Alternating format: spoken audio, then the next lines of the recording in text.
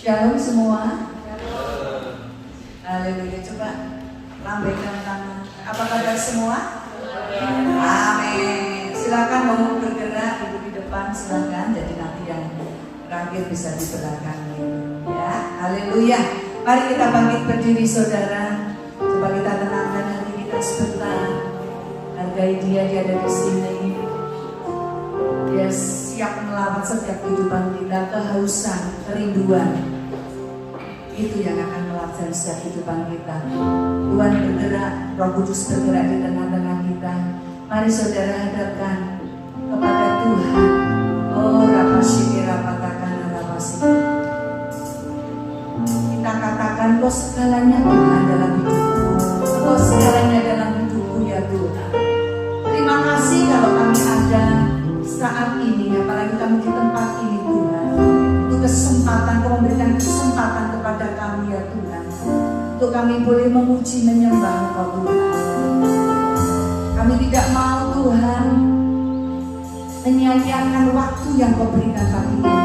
Kami mau fokus kepada-Mu ya Tuhan. Bergeraklah di tengah-tengah kami Roh Kudus. Kami mau mengizinkan Engkau untuk melawat kehidupan kami. Engkau segalanya bagi hidup kami. Rapatakan, rapasiki, rapatakan. Haleluya. Oh, kami sembah Engkau Tuhan. Kami puji Engkau. Kami rindu akan Engkau Tuhan.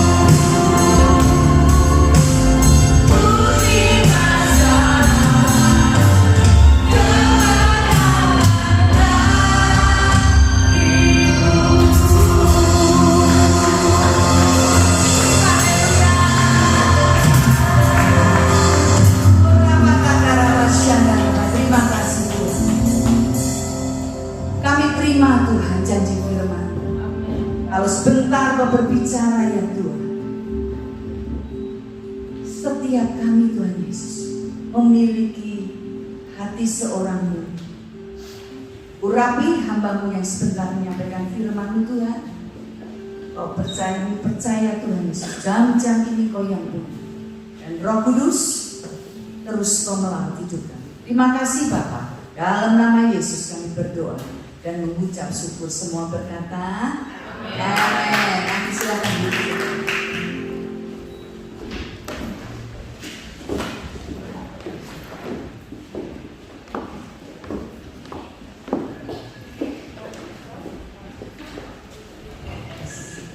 Shalom semua, apa kabar hari ini?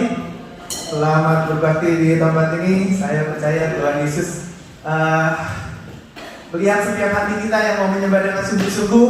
Tuhan Yesus melihat setiap penyembahan kita, setiap pujian kita yang kita naikkan dengan hati yang penuh dengan sukacita. Amin saudara. Dan Tuhan berkata di atas puji-pujian kita. Oke, saudara, hari ini saya diminta untuk melanjutkan akan serial tentang temptation, yaitu serial tentang godaan. Ini serial di mana Tuhan Yesus aja dicobai, apalagi manusia, benar ya? Ya, Tuhan Yesus itu di dalam hidupnya sebagai manusia, 100% manusia, itu dia dicobai. Dia mengalami cobaan demi cobaan, dan cobaannya itu juga lumayan berat gitu. Nah, saudara, di hari Minggu pertama jalan. Di hari Minggu yang pertama kita belajar ada 4 level di mana orang itu dari tahap mau digoda sampai akhirnya hancur hidupnya. Ya, yang pertama adalah level menggoda. Mulai digoda, ada logika, wah dikasih logikanya masuk nih, gitu ya. Yang ketiga, mulai merubah hidup. Yang tadinya hidupnya bagus, hidupnya benar, cara berpikirnya benar, akhirnya mulai pelan-pelan berubah hidupnya. Yang keempat ada level penghancuran, di mana hidup kita hancur. Nah, iblis itu kepingin kita tuh bukan hanya dicuri berkatnya, tapi sampai kepada dibunuh dan dibinasakan, saudara. Karena Yohanes 10:10 berkata, tetapi pencuri datang untuk mencuri, membunuh dan membinasakan. Nah, hancur nih hidup kita nih kalau udah sampai di level ini. Makanya kalau kita sudah tahu kita di level mana sekarang, oh baru digoda nih, buru-buru, cepet-cepet, insaf gitu ya, sadar gitu. Tapi kalau sudah mulai merubah hidup kita, wah kok cara hidup kita yang tadinya begitu, tadinya baik, tadinya menyembah Tuhan, kok sekarang sudah mulai tidak ada penyembahan lagi, sudah tidak ada pujian lagi. Nah itu kita mesti berubah, cepet-cepet berubah sebelum hancur gitu ya. Itu minggu yang pertama. Minggu yang kedua kita diajar tentang bagaimana jangan sampai kita digoda oleh makanan. Tuhan Yesus lapar 40 hari gak makan, ya. Lalu disuruh oleh iblis, ayo ubah batu ini jadi roti. Kalau bisa, ubah batu ini jadi roti. Karena ini kan kebutuhanmu, makanan gitu ya kan. Nah, tapi Tuhan itu gak tergoda di sini. Dan saya berharap kita juga semua anak-anaknya mengerti bahwa kita ini tidak boleh tergoda oleh karena makanan ya. 2 minggu yang lalu kita diajari gimana caranya supaya kita datang ke restoran tidak marah-marah. Benar ya? Ada yang bilang bawa biskuit dulu sebelum ke restoran. Makan dulu, jangan sampai lapar-lapar banget gitu ke restoran. Karena kalau udah lama di situ pelayanannya nggak bagus, lama datangnya makanan kita gitu kan, wah udah tensi naik gitu kan, jadi bisa marah-marah di restoran. Nah, kita ini kalau pergi ke restoran tuh bergerombolan biasanya.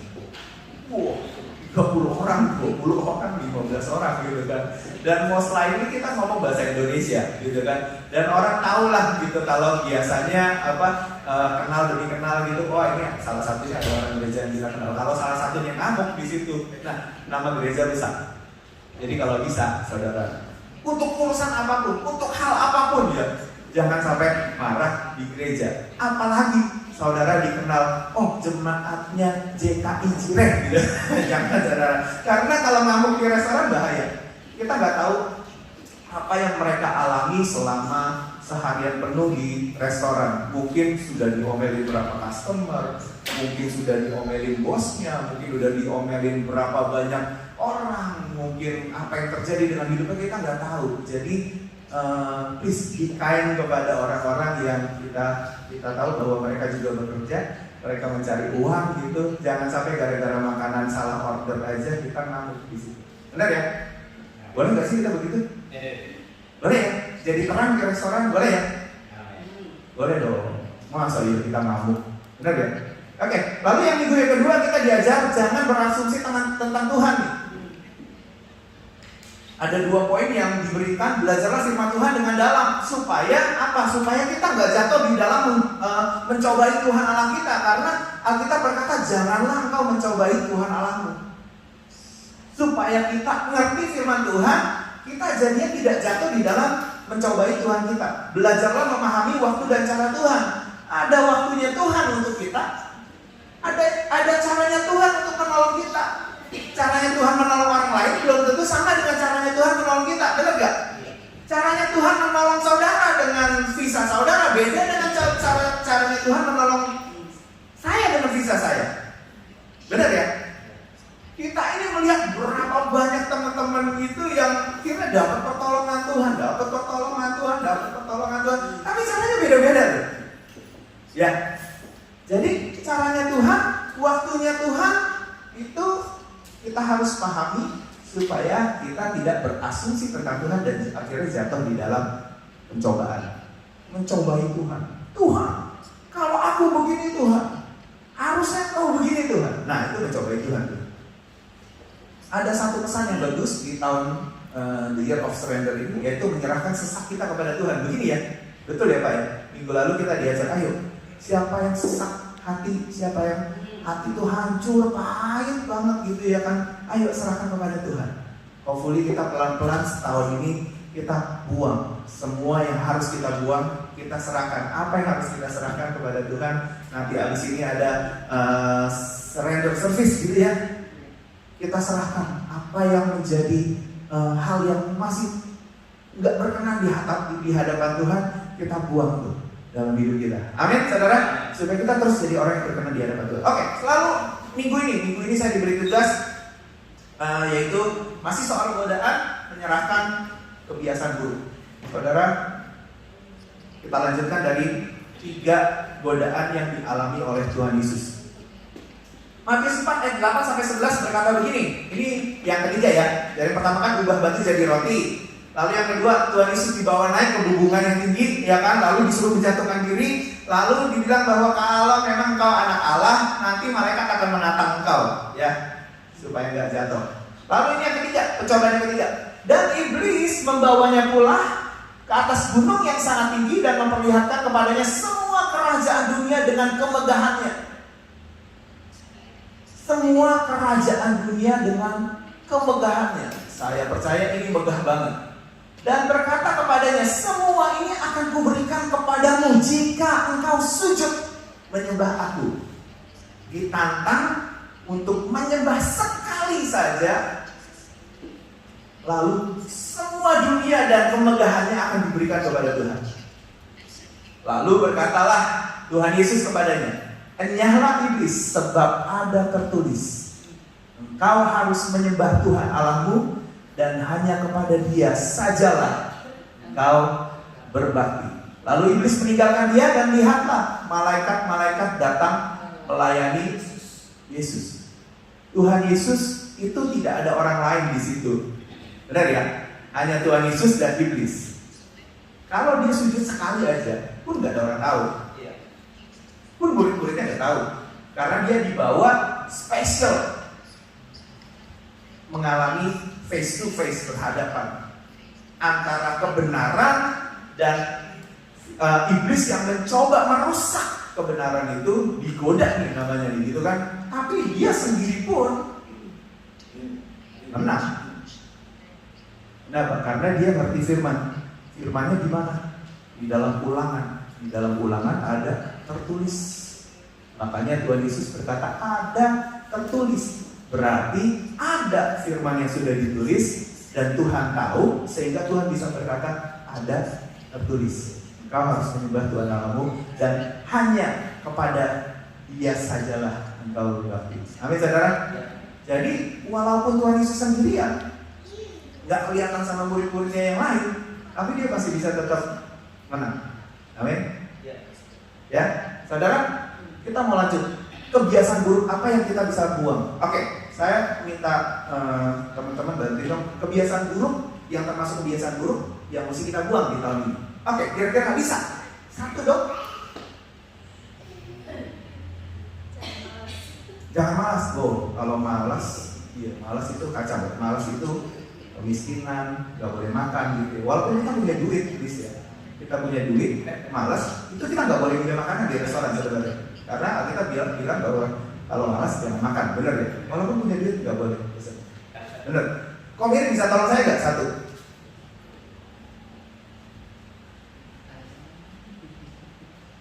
Nah, dia udah nggak punya kebiasaan buruk karena dia lama. Ya satu aja kok. Waktu saya terbatas kok, satu aja Pak.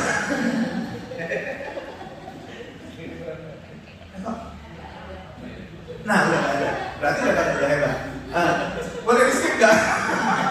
Kok satu kok, bantu saya kok. Tanya istrinya. Oh, tanya istrinya. Jangan memuaskan daging gue, luar biasa.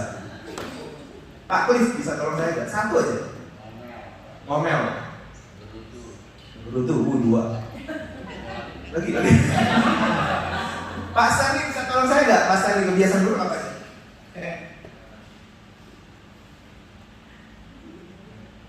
Nah, contoh-contoh yang nggak punya. Hah? Bohong. Bohong bener ya, bohong ya, bohong jangan dong ya Pak. Itu salah satu hukum perintah Tuhan ya, jangan berbohong gitu ya. Siapa lagi ya? Sama temen Ci. Oh ya, boleh Ci Lucy ya. Jangan komplain. Saya kalau komplain ingat Om Yong udah pernah drama komplain gitu. Jangan komplain, benar, jangan komplain aja kerjanya gitu ya. Terus ada satu lagi, Ayu bisa tolong saya nggak? Makan enak tiap hari, itu bukan karunia menikmati ya.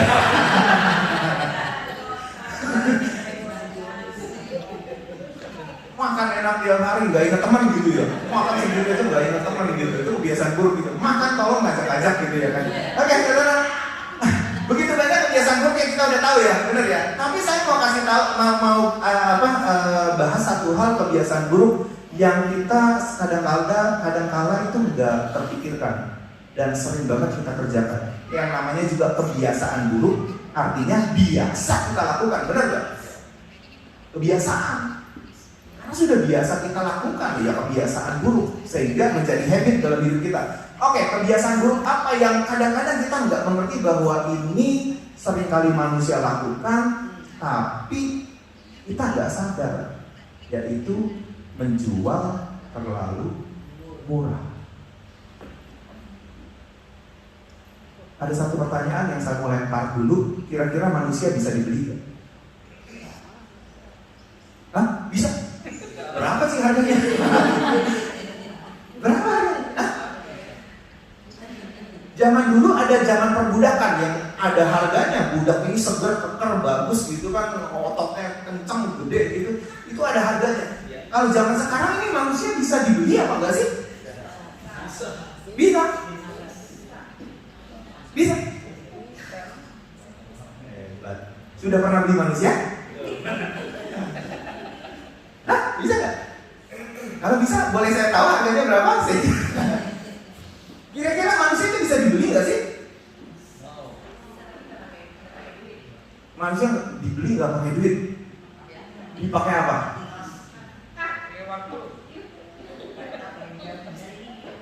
Pakai waktu. By the way, bos kita beli kita 8 jam dihargai dengan harga segitu. Benar ya? Waktu kita dibeli, benar ya? Kerja 12 jam, bos kita bayar kita. Tolong tukar waktu yang kamu punya, skill yang kamu punya, 8 jam, 12 jam, tukar dengan uang yang aku mau kasih gitu. Dan kita setuju gitu. Nah, kira-kira bisa dibeli nggak? 1, 2, 3 bisa nggak? Lebih banyak bisa ya? Iya, bagus. Money talks, katanya begitu ya. Tahukah kita bahwa kita sudah dibeli sebenarnya? Benar ya? Ayatnya ini 1 Korintus 6 ayat 19 berkata gini, atau tidak tahukah kamu bahwa tubuhmu adalah bait Roh Kudus yang diam di dalam kamu, Roh Kudus yang kamu peroleh dari Allah, dan bahwa kamu bukan milik kamu sendiri, sebab kamu telah dibeli. Kita telah dibeli nih, dan harganya sudah lunas dibayar. Karena itu muliakanlah Allah dengan tubuhmu. Ini salah satu ayat yang berkata bahwa kita sudah dibeli. Yang beli kita siapa? Tuhan Yesus. Dengan apa? Dengan darahnya yang mahal dan sudah lunas tadi. Satu ayat lagi, 1 Korintus 7 23 berkata gini, kamu telah dibeli dan harganya telah lunas dibayar. Karena itu janganlah kamu menjadi hamba manusia. Sudah dibeli. Kita ini semua sudah dibeli. Jadi manusia bisa dibeli gak? Satu ayat lagi ya. 1 Petrus 1 ayat 18 sampai 19 berkata gini, sebab kamu tahu bahwa kamu telah ditebus dari cara hidupmu yang sia-sia yang kamu warisi dari nenek moyangmu. Itu bukan dengan barang yang fana, bukan pula dengan perak atau emas, melainkan dengan darah yang mahal, yaitu darah Kristus yang sama seperti darah anak domba yang tak bernoda dan tak bercacat. Tuhan itu beli kita bukan dengan emas, bukan dengan perak, tapi dengan darah yang mahal, yaitu darah Kristus sendiri. Tuhan Yesus tidak mengeluarkan darahnya untuk satu hal yang konyol. Banyak orang mengeluarkan darahnya untuk satu hal yang konyol. Tawuran untuk memperebutkan satu kembang desa gitu. Tawuran gitu. Sampai berdarah-berdarah gitu. Tuhan Yesus tidak mengeluarkan tetesan darahnya untuk sesuatu yang konyol, tapi dihabiskan seluruh darahnya untuk menebus sesuatu yang berharga, yaitu siapa? Kita. Amin saudara. Kita ini berharga banget. Tuhan itu bayar kita lunas. Kenapa dia harga kita tinggi banget? Karena dia melihat kita sebagai satu manusia yang berharga di matanya. Amin saudara. Amin. Dia set up harga yang begitu tinggi buat kita. Tapi kebiasaan buruk manusia adalah menjual terlalu murah. Harga yang sudah di-set sama Tuhan begitu tingginya, ini aku beli, ini aku bayar, ini aku tebus, lunas. Tuhan set begitu tinggi harga kita, tapi kita menjual terlalu murah. Saudara, ini pesan-pesan aja ya. Jangan mencari orang yang hanya memiliki sesuatu yang bisa dibeli dengan uang. Carilah orang yang mempunyai sesuatu yang tidak bisa dibeli dengan uang. Bisa menangkap pernyataan ini? Kalau mau cari orang, carilah orang yang memiliki sesuatu yang tidak bisa dibeli dengan uang. Jangan cari orang yang memiliki sesuatu yang bisa dibeli dengan uang. Contohnya, kalau kita cari orang yang hanya punya rumah, rumah itu bisa dibeli dengan uang, benar ya? Make sense ya? Orang itu punya uang, punya mobil, wah, double plus nih. Bisa dibeli dengan uang nggak? Bisa. Nah, ada satu message yang bagus. Jangan cari orang yang memiliki sesuatu yang bisa dibeli dengan uang. Kenapa? Karena yang dia miliki itu, yang kita merasa bahwa kita miliki dia itu, nanti kalau ada orang yang punya uang lebih banyak, dia bisa dibeli oleh uangnya orang ini. Make sense ya? Iya dong. Karena yang dia miliki itu masih bisa dibeli dengan uang. Nah, jadi jangan cari orang yang punya sesuatu yang bisa dibeli dengan uang. Jangan cari rekan bisnis yang hanya memiliki sesuatu yang bisa dibeli dengan uang. Oh, dia punya modal banyak banget. Wah, ini pantas banget jadi rekan bisnis. Jangan saudara, ketipu kita. Karena satu hari nanti uangnya atau apapun yang dia punya itu bisa dibeli oleh orang lain. Karena uang bisa memiliki sesuatu yang dia punya. Cari rekan bisnis yang mempunyai sesuatu yang tidak bisa dibeli dengan uang. Nah ini mahal nih. Kalau dia punya sesuatu yang nggak bisa dibeli dengan uang itu mahal. Lanjut lagi dulu deh. Kayaknya bisa sekalian menjelaskannya. Jangan mencari pacar yang hanya memiliki sesuatu yang bisa dibeli dengan uang. Nah dulu waktu pas kita cari pacar, milihnya kayak gimana nih? Lupa. Cari pacar yang mempunyai sesuatu yang tidak bisa dibeli dengan uang.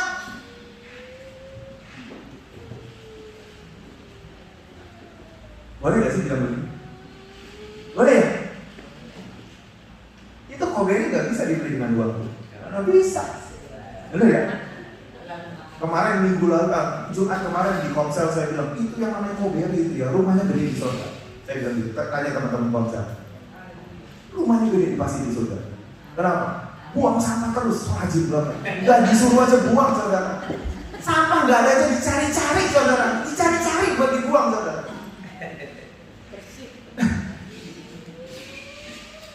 Saudara, ayo punyai sesuatu yang tidak bisa dibeli dengan uang. Nah, kalau cari pacar mesti cari nih. Matanya mesti melihat sesuatu yang wah, uang gak bisa dibeli dia, gitu. Nah, itu ya. Nah, ada penyakit calon mertua di sini. Mertua itu ternyata punya penyakit tuh, calon mertua. Calon mertua nih anak udah ketemu ya, anak kuai-kuai, anak baik-baik, ketemu di gereja, anak rajin berdoa, anak rajin melayani Tuhan, anak rajin baca Alkitab, anak rajin berpuasa, pacaran nggak berapa grepe gitu ya, pacaran lempeng-lempeng aja gitu kan. Ya cuman karena nggak kaya sama ada tompel gede di sini. Wah jangan, masa depan tuh suram. Nah itu penyakit calon mertua. Putusin gitu. Karena jangan saudara. Kita ya ini bentar lagi jadi calon mertua rata-rata. Saudara, iya kita mesti melihat seperti cara Tuhan melihat.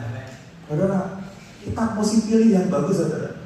Pilih yang benar, menyetujui yang benar, ya saudara. Kalau enggak, repot nih anak kita nih. Di tangan siapa nanti dia berada? Repot banget. Nah, makanya harus pilih calon menantu yang gak bisa dibeli dengan uang. Bisa kelihatan kok orang sebenarnya bisa dibeli atau tidak dibeli dengan uang dari kejadian-kejadian yang dialami. Contohnya nih,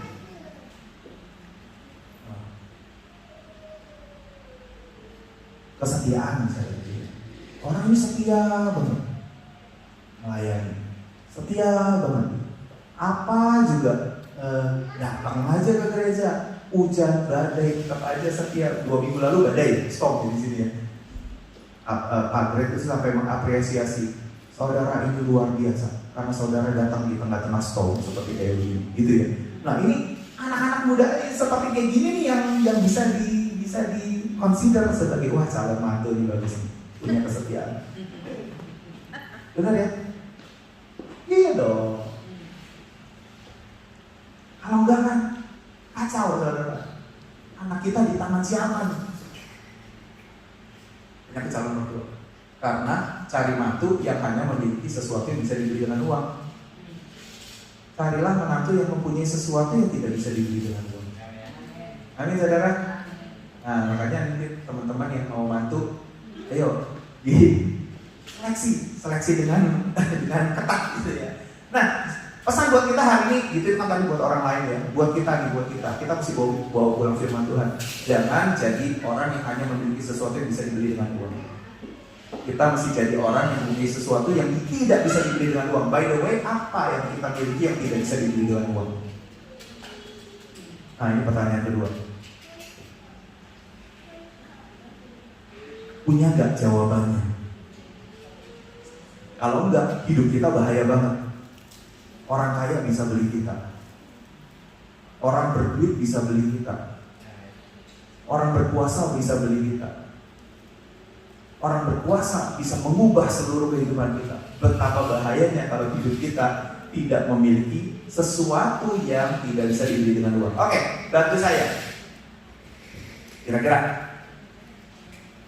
satu hal yang menurut kita, ini loh, aku gak bakalan bisa dibeli sama uang berapapun. Stanley. Bisa minta tolong gak Stanley? Kalau untuk urusan ini, aku tidak akan mau rela dibeli dengan uang. Contohnya apa Stanley?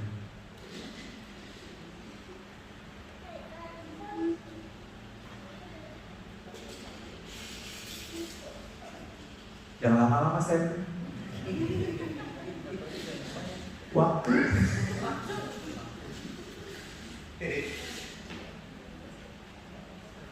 Ayo gampang aja saya bantu deh. Sandy, kalau saya mau kasih uang $500 buat Sandy hari ini ya, saya transfer hari ini, saya mau gampang Jojo boleh gak? Gak boleh, gak bisa dibeli dengan uang. 2.000 boleh gak? 3.000 boleh gak? 4.000? Mimi boleh gak? 5.000 lumayan DP. Boleh gak? Atau Mimi gini lah, saya mau pukul Stanley, boleh gak? Saya kasih uang 2.000, boleh gak? Kira-kira boleh.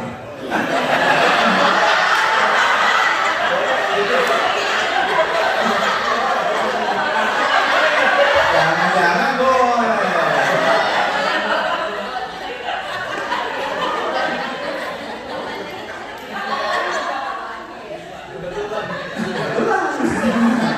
Kapan lagi?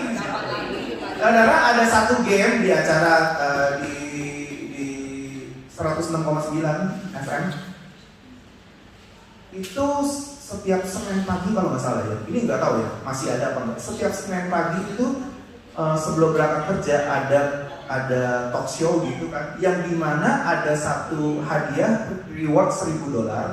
$1.000 itu diberikan cuma-cuma begitu aja, hanya gini, kamu mau daftar, ada partner satu orang yang gak ada relate-nya apa-apa sama kamu, bos kamu boleh, tapi itu bukan istri, bukan pasangan, bukan pacar gitu, datang berdua sama-sama di satu di situ, satu di sini, cuma dipisahin oleh satu tirai gitu, lalu buka semua baju, lalu cuma nanti acaranya dibuka, gitu, sama-sama lihat, gitu kan, dan dibayar $1.000.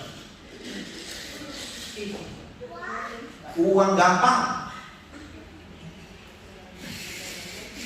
Dan banyak loh yang ngerjain. $1.000 bisa dibeli dengan uang. Nah, tapi kalau kita punya sesuatu yang tidak bisa dibeli dengan uang, betapa bahagianya kita. Kenapa? Karena kita orang mahal. Benar ya? Tuhan itu set kita harganya mahal banget gitu. Cuman kita jangan sampai jual terlalu murah. Amin, saudara? Oke, ketaatan kita mahal, saudara. Kesehatan kita mahal, ucapan syukur kita mahal, kesalehan kita mahal. Ayub ini saleh banget, sampai dia dicobai begitu rupa, mengalami ujian demi ujian, tapi dia tidak jual kesalehannya dia. Istrinya berkata, kutukilah Tuhanmu, udah kayak begini, kutukilah dan matilah. Tapi Ayub tetap gak jual kesalehannya dia. Dia gak mau jual terlalu murah kesalehannya dia. Amin, saudara? Cinta, penyembahan. Paulus dan Silas itu di penjara, udah dipasung kaki sama tangan, dipasung gitu kan, tapi masih tetap menyembah Tuhan. Kenapa? Karena hidupnya mahal. Dia mengerti bahwa penyembahan itu mahal. Saudara, hikmat. Orang kalau punya hikmat itu lebih daripada orang yang bisa menguasai 10 kota katanya. Kalau orang gak punya duit ya, anak muda gak punya duit, tapi dia hikmatnya luar biasa. Ini nih anak muda boleh dipacarin, saudara. Benar ya? Iya loh. Kenapa? Karena kalau dia berhikmat, tidak mungkin dia tidak takut akan Tuhan. Karena permulaan hikmat adalah takut akan Tuhan. Benar begitu? Kata Amsal? Benar ya? Berarti dia takut akan Tuhan. Orang yang takut akan Tuhan itu mahal. Memang sudah di set up, harganya mahal banget. Oke, lanjutlah cepet. Happiness, orang bahagia. Pernah lihat di East Garden, kaki buntung ya, kaki buntung naik kursi roda, dia kursi roda, itu bisa happy banget, happy luar biasa, main-mainan kursi roda gitu kan, sambil ketawa, gitu putar-putarin kursi rodanya, happy luar biasa, saudara. Lah kita bawa pulang $3.000 aja masih manyun, saudara, gitu ya. Saudara, happy. Gak bisa dibeli happy-nya. Takut akan Tuhan. Marriage, kita masih bisa berkata bahwa marriage kita tidak bisa dibeli dengan uang. Bisa gak sih kita berkata demikian? Teman-teman yang sudah nikah?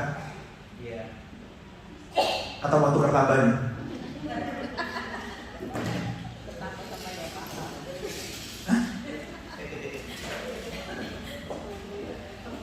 Kesetiaan, friendship. Wah, saya sih ogah kalau friendship itu ya. Kalau saya nggak nolong itu, udah gak usah jadi teman-temanan lagi deh. Ogah. Oh, berarti friendship kita cuma buat tolong-menolong aja dong? Enggak. Ya, saudara, ibadah kita berguna, ibadah kita bisa dibeli gak nih oleh uang? Bisa ditukar gak? Integritas kita nih bisa ditukar gak sama uang? Kalau ini semua bisa ditukar dengan uang, artinya kita masih set standar yang menjual terlalu murah. Tapi kalau ini semua tidak bisa dibeli dengan uang, berarti uang tidak akan bisa menguasai hidup kita, karena kita set harga yang tinggi seperti yang Tuhan mau. Amin, saudara. Lanjut dulu ya, karena masih ada beberapa slide. Hikmat lebih berharga daripada permata. Apapun yang diinginkan orang tidak dapat menyamainya. Orang kalau punya hikmat ya saudara, itu luar biasa saudara. Kalau orang punya hikmat dan orang lain berkata, aku beli ya hikmatmu ini ya, tukar ya, aku jadi orang berhikmat, kamu yang pegang duit. Sebentar lagi duitnya itu akan pindah lagi kepada orang yang berhikmat. Benar gak? Benar ya? Iya dong. Orang berhikmat kan tahu bagaimana caranya mendapatkan sesuatu karena hikmatnya itu, benar ya? Tapi kalau orang punya sesuatu bisa hilang kalau dia tidak pandai mengelolanya. Nah, kepandaian mengelola itu butuh hikmat, benar ya? Betul dong? Kalau kita tahu nanti kekayaan dunia ini akan berpindah ke tangan orang benar, hari ini kita mau ngumpulin duit atau mau jadi orang benar? Ulang pertanyaannya. Ngerti mungkin? Kalau hari ini, satu hari kita baca di dalam Alkitab itu, kekayaan orang fasik akan dipindah ke tangan orang benar.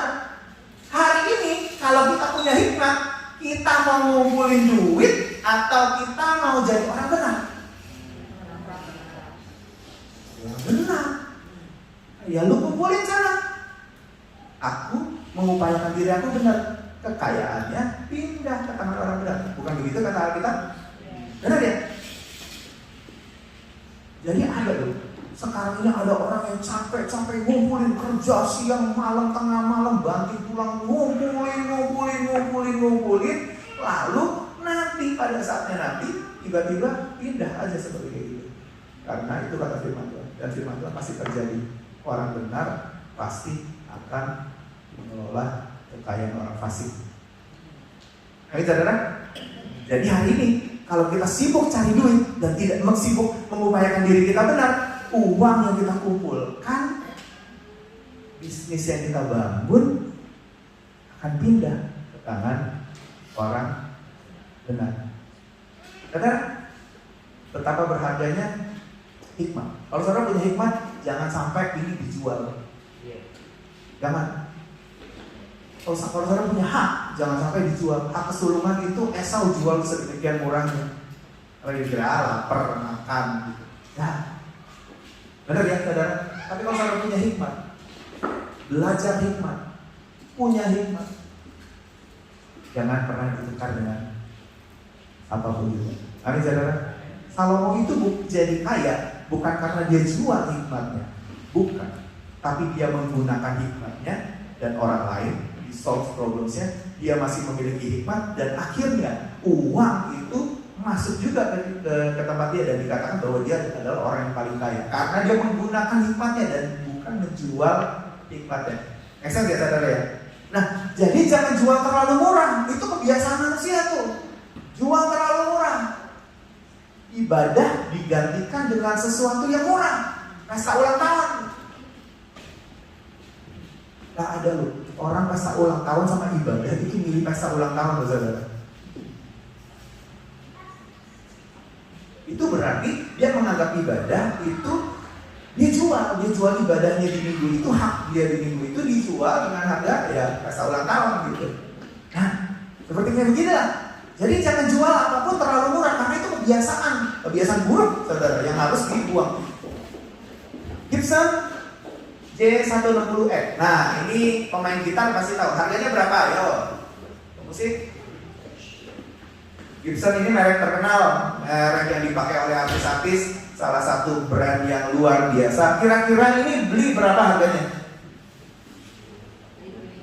Di marketplace sekarang berapa? 1.500 ribu. 2.000. Berapa? Pak, Gibson Pak? 3.800. Marketplace 3.800, $3,800.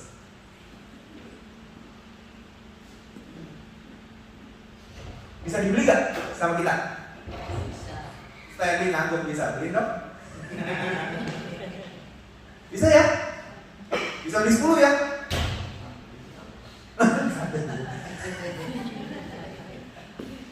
Saudara, ini harganya ya 3.800. Begitu sudah dipegang dia, dibawa konser kemana-mana, dibuat menciptakan lagu. John Lennon, The Beatles, gitar yang sama J160X dijual dengan harga 2,4 miliar.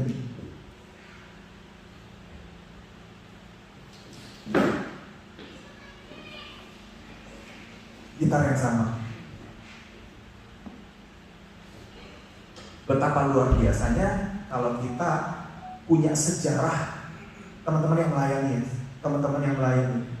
ini tangkap ini dengan serius. Saudara nggak akan pernah rugi melayani Tuhan, walaupun kau mengorbankan banyak hal di luar. Nggak akan pernah rugi melayani Tuhan. Nggak akan pernah rugi melayani Tuhan. Karena sejarahmu, tulisan sejarah Tuhan menulis pengalaman-pengalamannya bersama. Oh ada Yohana nih, oh ada Yohana, oh ada Yohana di sini, ada Yohana. Oh aku kerja sama Yohana nih, aku ngalamin sama Yohana nih. Oh ini sama Yohana nih, ini sama Yohana nih. Itu menaikkan value kita.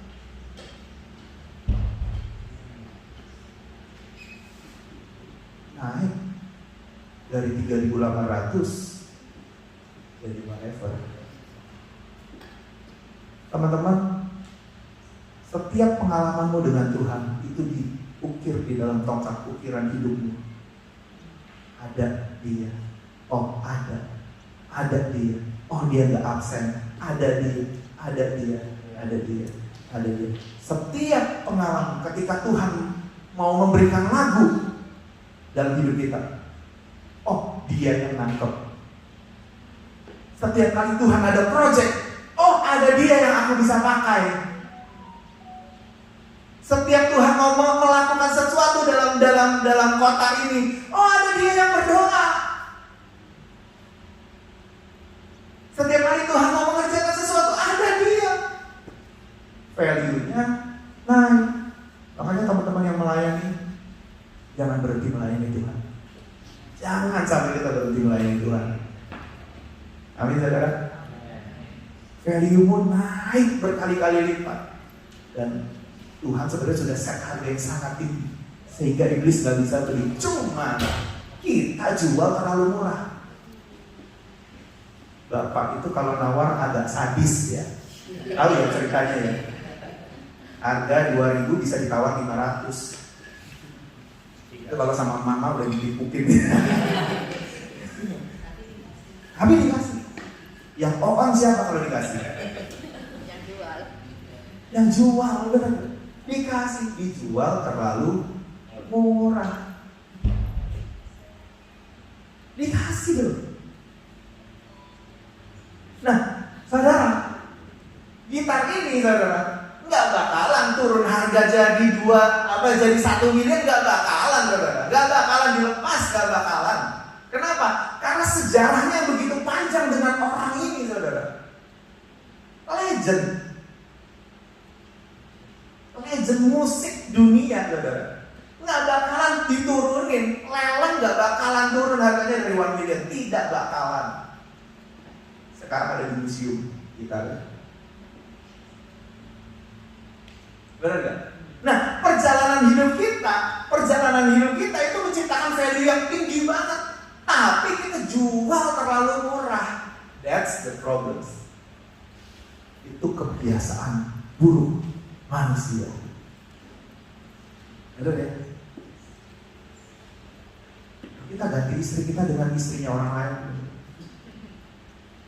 Itu kan mengganti yang terbaik, yang Tuhan bilang terbaik, dengan mengganti sesuatu yang tidak baik. Benar ya? Karena kan begitu kita married, ini pasangan yang terbaik buat kita. Tapi diganti, berarti mengganti sesuatu yang terbaik dengan yang tidak baik. Kita jual istri kita terlalu murah. Benar ya? Saudara, perjalanan hidup kita, sejarah hidup kita dengan Tuhan. Ketika kita mengizinkan Tuhan memakai kehidupan kita, ketika kita bersama-sama, selalu bersama-sama dengan Tuhan ketika Dia melakukan sesuatu, itu akan membawa value kita naik di hadapan Tuhan. Amin saudara. Dan harusnya kita tidak jual murah. Boleh gak aku beli ketaatan? Boleh gak aku beli kesetiaan? Tidak dong kau. Boleh gak? Jangan. Karena kesetiaan itu mahal harganya, valuable banget, yang Bitcoin gak bisa beli. Benar ya? Lanjut ya. Sebentar lagi selesai. Matius 4 ayat 10 berkata, maka berkatalah Yesus kepadanya, enyahlah iblis, sebab ada tertulis, engkau harus menyembah Tuhan Allahmu, dan hanya kepada Dia sajalah engkau berbakti. Straight kepada masalahnya langsung, iblis, enyahlah kamu, sebab engkau harus menyembah Tuhan Allahmu, dan hanya kepada Dia sajalah engkau berbakti. Di mana ayatnya? Ulangan. Karena kan ada tertulis berarti sudah pernah ada dong, benar ya? Di mana? Ini nih, engkau harus takut akan Tuhan Allahmu, kepada Dia haruslah engkau beribadah, dan demi namanya haruslah engkau bersumpah. Makanya Tuhan tidak pernah sekalipun kalah. Kalau Dia pernah sekali kalah, walaupun banyak rekod menang, kita bisa meragukan Tuhan. Tapi karena Dia tidak pernah gagal, Dia tidak pernah kalah, kita bisa mengandalkan Tuhan setiap saat. Amin saudara. Benar ya? Kalau orang nggak pernah kalah, saudara. Dulu Mike Tyson nggak pernah kalah. Setiap kali mau tanding, itu saya bilang Mike Tyson. Tapi begitu kalah, saya mulai mikir, kalah kok ya dia kali ini ya? Benar ya? Tapi kalau Tuhan tidak pernah gagal, nggak pernah kalah, makanya kita bisa mengandalkan. Sadrak, Mesak, Abednego pun tidak menjual penyembahannya, walaupun pilihannya dia cuma kematianku atau penyembahanku. Ulang ya, Sadrak, Mesak, Abednego tidak menjual penyembahannya kepada Tuhan, walaupun pilihannya cuma 2, kematianku di dapur api atau penyembahanku. Dia nggak jual murah penyembahan dia kepada Tuhan.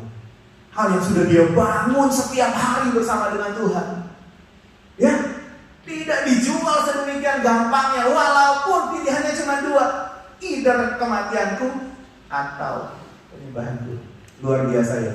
Orang ini ngerti banget value tentang penyembahan.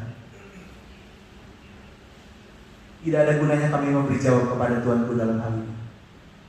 Jika Allah kami yang kami puja sanggup melepaskan kami, maka Ia akan melepaskan kami dari perapian yang menyala-nyala itu, dari dalam tangan-Mu ya Raja. Tetapi seandainya tidak, hendaklah Tuanku mengetahui ya Raja, bahwa kami tidak akan memuja dewa Tuanku dan tidak akan menyembah patung emas yang Tuanku dirikan itu. Kenapa? Karena penyembahannya dia tidak jual terlalu murah kepada Nebukadnezar. Make sense, saudara? Hari ini seberapa penting penyembahan kita? Seberapa kau hargai penyembahan kita kepada Tuhan? Apakah itu bisa dibeli dengan uang? Apakah orang lain bisa merubah itu? Kita yang tahu jawabannya. Lanjut. Seorang Sidney Mohede pernah tulis lagu begini. Di saat terpuruknya dia, ya artinya ada penyakit-penyakit yang dia harus dealing.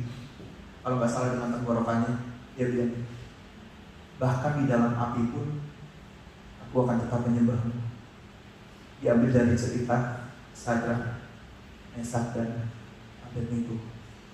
Kalau sampai aku harus di dapur api pun, aku akan tetap menyembahmu. Bisa nggak kayak begitu?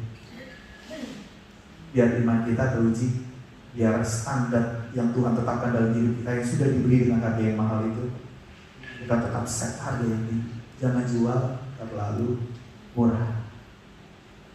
Ya, teman-teman, saya minta pemain musik boleh maju bantu saya sebelum kita masuk ke dalam pengertian. Nanti Bapak yang akan pimpin. Saya mau kita semua merenungkan firman Tuhan. Kira-kira, saudara, ada gak yang kita miliki, yang saat ini kita tahu bahwa aku tidak akan jual itu? Integritasmu mungkin, keluargamu mungkin. Saya pernah cerita ya, beberapa option ditawarkan dalam hidup saya ketika saya mau ambil rumah. Bukan salah orang yang menjual, bukan. Karena dia hanya menawarkan pilihan demi pilihan. Kamu bisa dapat rumah lebih gede, 2 kamar mungkin bisa. Bilang, tapi gak usah ngaku istri, gak usah ngaku punya istri, gak usah ngaku punya anak. Jadi ngaku single. Dengan income kamu seperti kayak gitu, single itu bisa dapat loan yang lebih gede, 2 kamar. Gak usah repot-repot cari kamar lagi nanti. Saya ini berempat rumah, 1 kamar kecil. Terus saya bilang, waduh repot banget ya pilihan kayak begini. Saya bilang, waduh, kalau nanti anak saya satu hari nanti mengetahui bapaknya pernah tidak mengakui urusan beli rumah ini, jauh. Saya bilang sama dia, wah kalau yang ini udah mendingan gak usah punya rumah. Karena kalau saya bisa tidak mengakui istri sama anak-anak saya untuk rumah yang kecil itu, saya akan bisa dibeli dengan rumah 3 kamar plus jajannya di dalam. Yang terpoinnya, kalau untuk urusan ini, rumah kecil ini, bukan mansion, rumah kecil. Kalau saya bisa tidak mengakui anak saya, tidak mengakui istri saya, pasti saya bisa dibeli dengan rumah 3 kamar, 4 kamar, 5 kamar, lengkap dengan jandanya di dalam. Setinggi apa kita set harga kita? Bisakah kita punya sesuatu yang tidak bisa dibeli dengan uang? Kalau bisa, mahal harganya. Plus perjalanan pengalaman bersama dengan Tuhan, yang kau selalu ada di saat Tuhan sedang membutuhkan kau. Nilaimu tinggi banget, hargamu tinggi banget.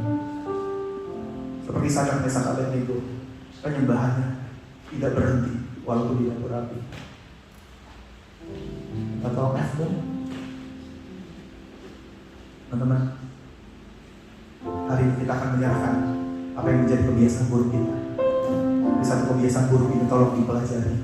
Kita sering banget jual terlalu murah untuk hal yang bahkan kita sudah bangun lama, dan jual dengan harga yang sangat murah. Hari ini biar kita punya wujud yang benar. Tentukan atas saudara sebelum saya serahkan kepada Pak Petrus, biar saudara merenungkan firman Tuhan.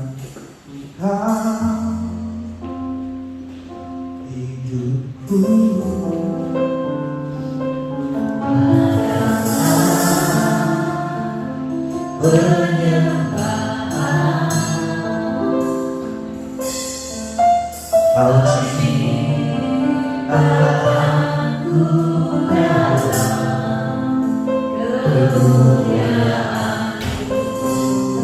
minta Pak Petrus bisa tolong melanjutkan.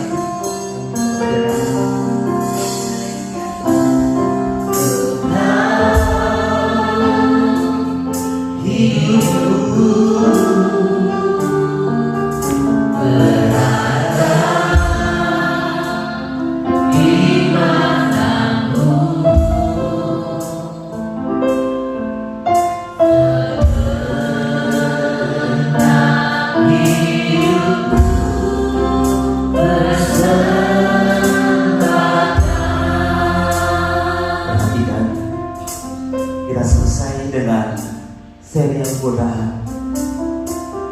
Kita sudah mulai paham bahwa godaan itu dipakai untuk menghancurkan kehidupan kita.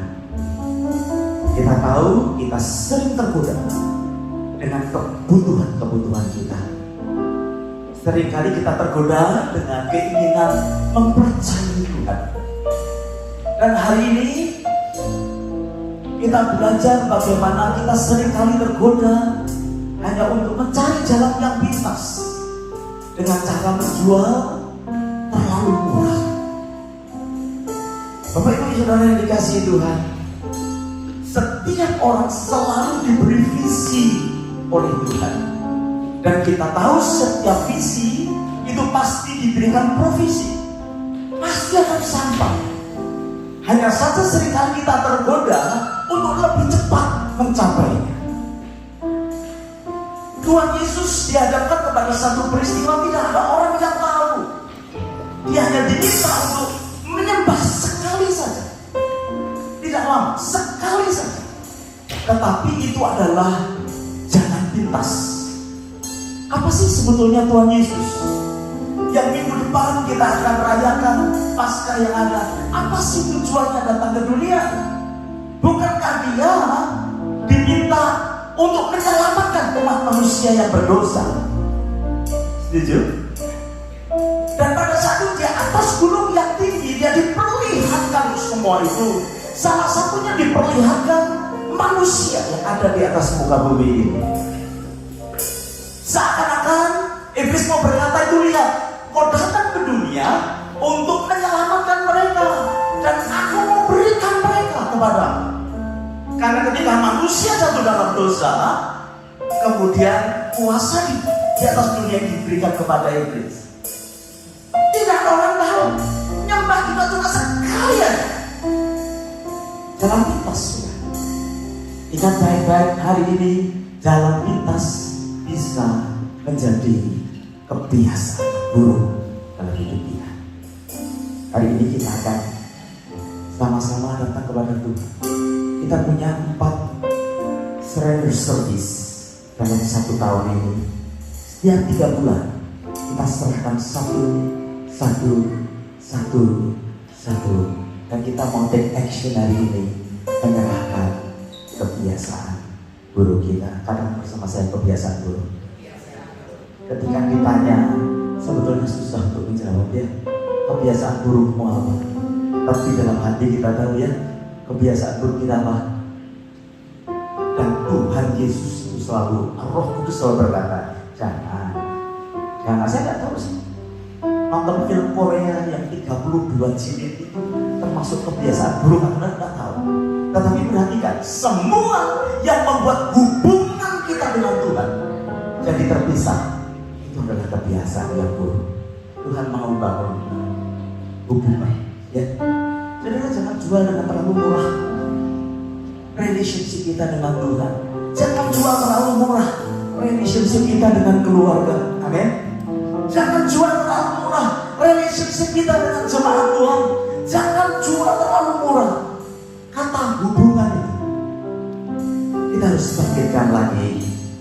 Dan siang hari ini kita bangkit berdiri bersama-sama, berkata, I surrender all, I surrender all. Dan nanti saya mau mengajak saudara mengingat 1 saja atau 2 kalau saudara ingat yang terburuk dalam hidup saudara, yang mengganggu hubungan kita dengan Tuhan. Kita serahkan sama-sama ya. Mari kita mengingat nyanyian pujian ini sekali lagi. Haleluya. Nanti saya ajak saudara bersama-sama pakai satu gerakan dan lihat Tuhan Yesus itu aja. Kita nyanyi satu pujian itu dulu. Hai sering bertolong.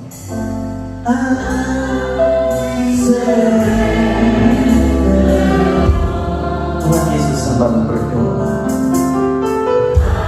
Allah kami sekali lagi. Tidak ada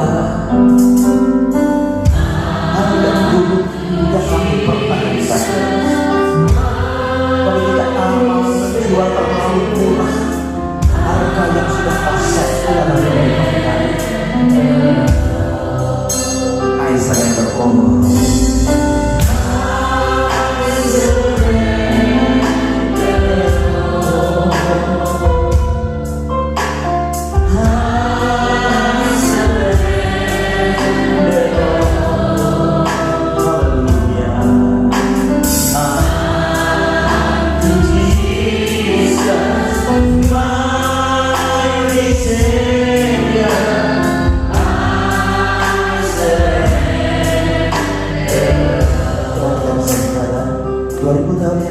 Dia ada di atas kayu salib dan dia menyerahkan nyawanya ke dalam tangan Tuhan. Ya, di atas kayu salib dia memberikan contoh yang luar biasa. Berapa lama dia ada di atas kayu salib? Berjam-jam. Kita belajar dia manusia seperti kita. Hari ini saudara sudah tahu apa yang saudara mau serahkan ke dalam tangan Tuhan. Perbuatan buruk apa? Suka ngomel tadi, suka komplain tadi, tidak bisa menghargai orang lain. Apa saja yang saudara katakan tadi? Saya catat saudara. Malas, boros, memuaskan diri. Kita sama-sama. Sekarang saya mau minta saudara ambil action bersama dengan saya. Ngomong kita boleh pasang jarak ya. Rentangkan tangan saudara seperti disalib. Ini nggak disalib. Kamu miring ini. Ini 5 menit. Ayo, sambil saudara nanti nyembah Tuhan menyerahkan segala kebiasaan kita. Perhatikan, begitu tangan kita gak turun. Tuhan Yesus berjanji membayar hidup kita. Saya berdoa ketika kita melakukan hal ini, Roh Kudus melakukan hidup saudara. Mungkin kau bosan dengan kebiasaan buruk saudara itu tidak bisa lepas. Amin ya. Haleluya. Saudara siap? Lihat temannya, kalau agak suruh naik dikit. Posisi. Amin. Nah itu dia. Kita mulai berdoa dan kita mulai berbahasa roh. Mungkin saudara berbahasa roh, saudara berdoa. Kalau dia mau berdoa, kita sama-sama dengan keras. Mari kita sama-sama berkata, ya Allah,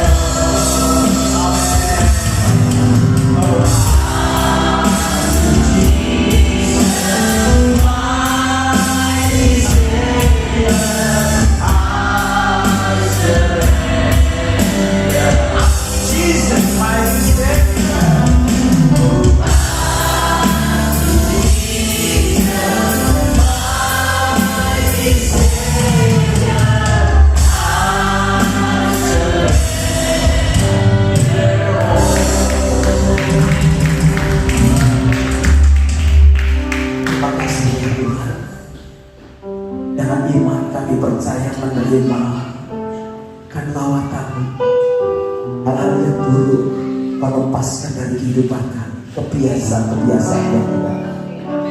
Terpuji namamu. Terima kasih untuk firman-Mu yang luar biasa. Hamba-Mu berdoa biar itu terang-terangan di dalam hati kami. In the name of Jesus. Kami berdoa, haleluya. Semua kita berkata, beri sorak-sorai yang paling baik, haleluya. Setelah kita akan selesai, mari kita kedapkan tangan kita sama-sama di hadapan Tuhan.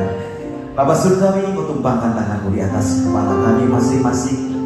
Tangan kami tertanda kepada Tuhan, tanda kami berserah kepada Tuhan.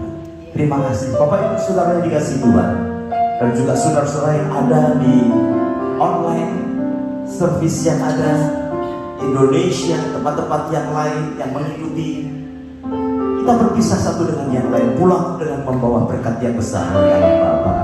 Cinta kasih dari Tuhan kita Yesus Kristus akan bersekutunya di dalam Roh Kudus menyertai Bapak Ibu Saudara sekalian sekarang bahkan sampai selama-lamanya. Mari semua kita berkata amin. Happy Sunday.